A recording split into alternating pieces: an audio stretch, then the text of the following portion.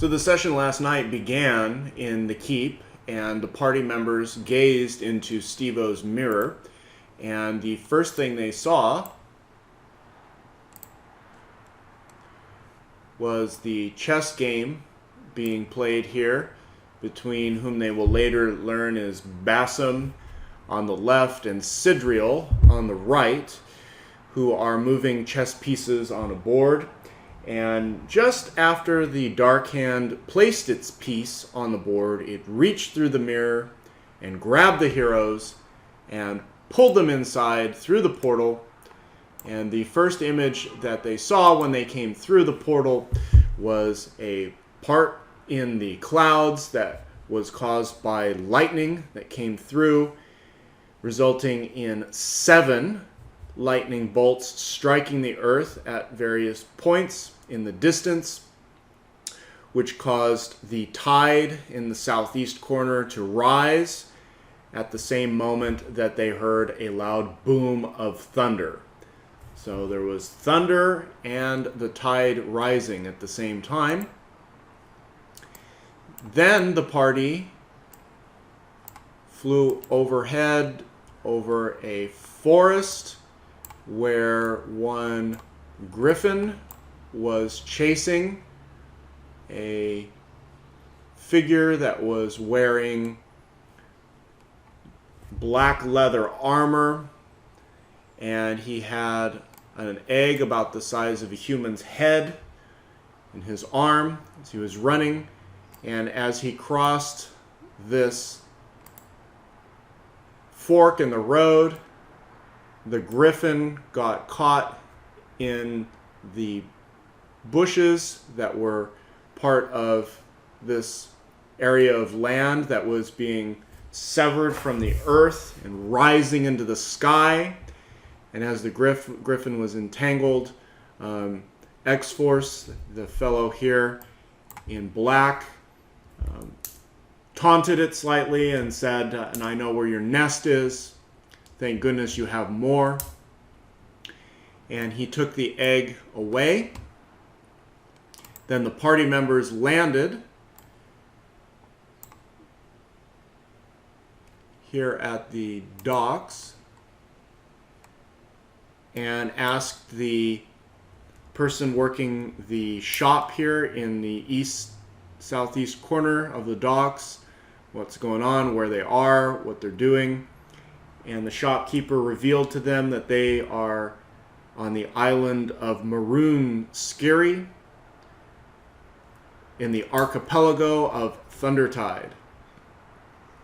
And just as they were talking to her, the leather armor named X-Force came running through there and knocked Yorkel aside slightly, and in so doing it dislodged a note that fell out of his pocket.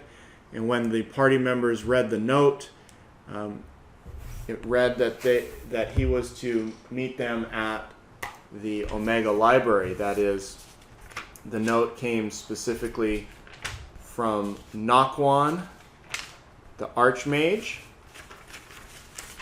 and so then the party put 2 and 2 together and decided to set out to the library in pursuit of X-Force and the Griffin egg.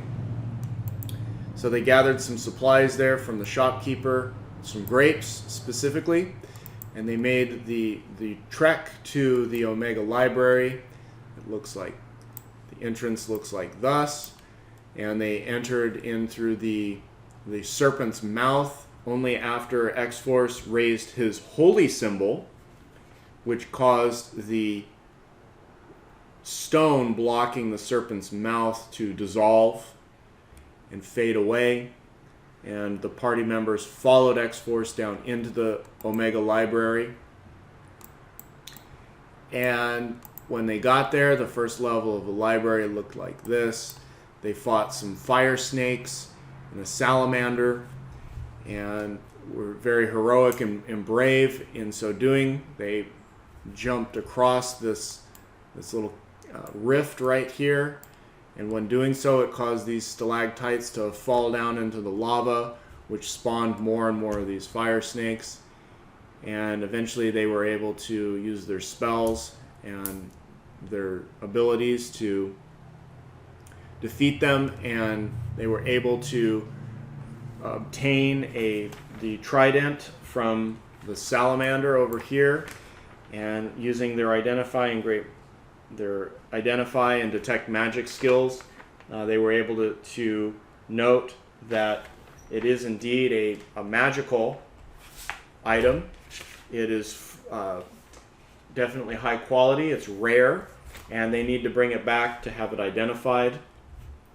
They were also able to locate 100 platinum pieces each from the treasure hoard here.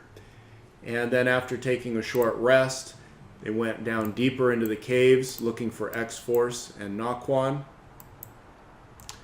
And they arrived down here in the cave where Naquon was here in this pool of radiance, performing some sort of ritual with these acolytes here in deep meditation.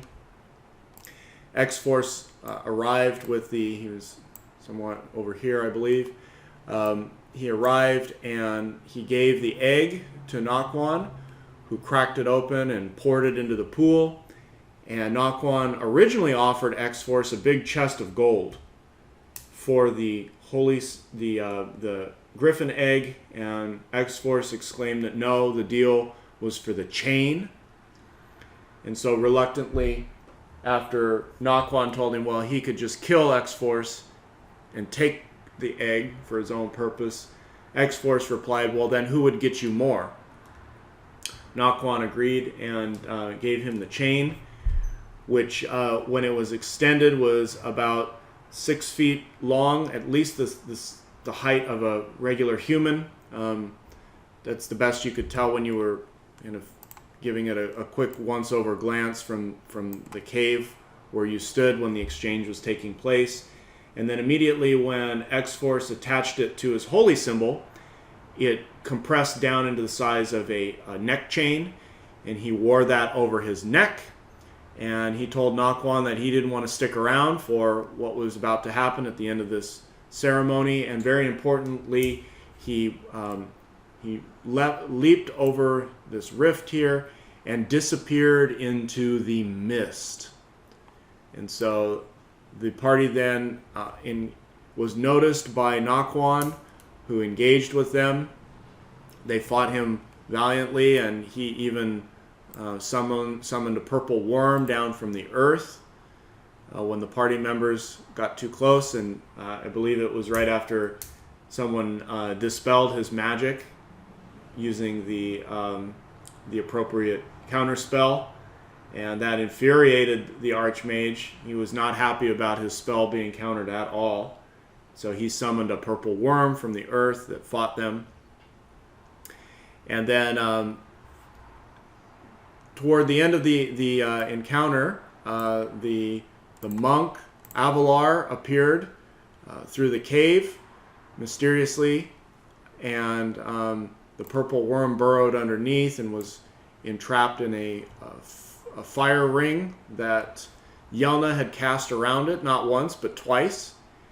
And then Avalar climbed up the wall and then jumped down on top of the worm and pummeled it quite a bit. And the party was then able to get up here into melee with Naquon. And as the heroes began to hit him with their magic weapons, his flesh started to just fall off his hands, and revealing his skeleton down beneath. And as his flesh seemed to melt away from his body, and when that process removed his flesh all the way up his arms to as far as his shoulders, time stood still for the heroes. They attempted to counterspell his time stop, but were unable to do so. And Naquon then vanished, disappeared. The party does not know where he went. And then they were left with the purple worm, which they were able to finish off. And then the magic mirror opened up again, and Sidriel, the white hand, from here, just to refresh your memory, the white hand reached through the mirror this time and pulled them back through and back to their stronghold, where the players are now going to start the next session. I'll see you online.